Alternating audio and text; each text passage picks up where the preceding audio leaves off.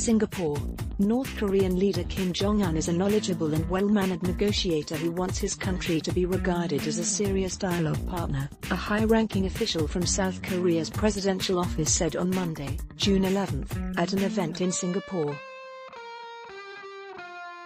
The official, who made his remarks about Mr. Kim on the basis of the two meetings recently between South Korean President Moon Jae-in, was speaking after a panel discussion titled Peace Talks in the Korean Peninsula, organized by the Korea Press Foundation.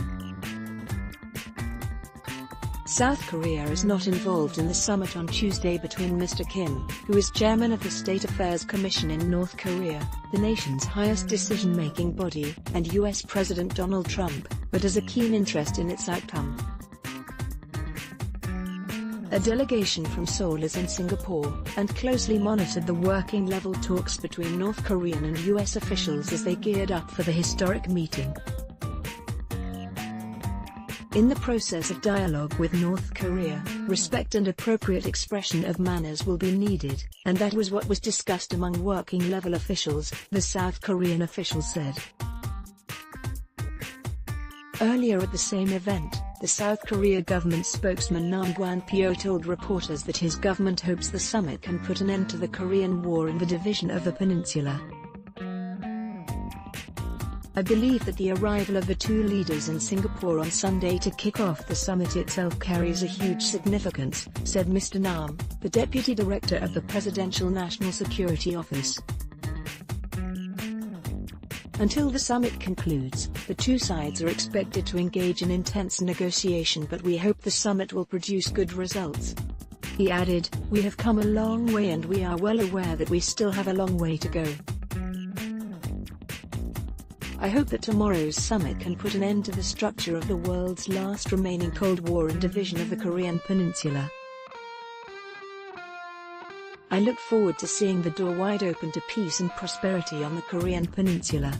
Korean experts, optimistic academics at the Korea Press Foundation event, at the Korean Media Center at Swiss Hotel de Stanford, were largely optimistic about the summit. "Unlike in the past, I believe there is a high possibility of denuclearization being successful this time," said Professor Ko Yu-wan, a North Korea expert at Dongguk University. He cited Mr. Kim's willingness to meet for talks despite the progress of North Korea's nuclear program, which included the success last year of its Song-15 missile launch, an intercontinental ballistic missile which can reach the United States.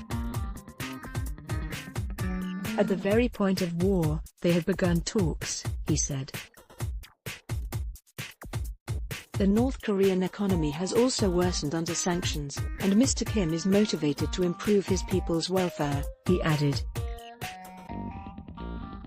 He said, "If North Korea can resolve its hostile relationship with the US, it will be able to give up its nuclear program." In the past, they claimed it was sacred, but now, solving the hostile relationship is the key to everything. Handong Global University of Korea political scientist Kim Jun-hyung said that it was a notable achievement for the leaders of North Korea and the US to finally be meeting at the negotiating table. But for the summit to be a success, any statement released should include a timeline and an agreement on complete, verifiable and irreversible denuclearization, added Professor Kim. Fellow panelist, Asan Institute for Policy Studies research fellow Kim Ji-yoon, said, "I think the summit can be successful because Kim Jong-un flew here. Otherwise, there was no need for him to do that." But Professor Ko also cautioned that the summit would be the first step in a long process. "I don't expect them to come up with the entire roadmap or schedule or details, but I think we'll have the overall framework and the exchange of denuclearization and guarantee of their regime," he said.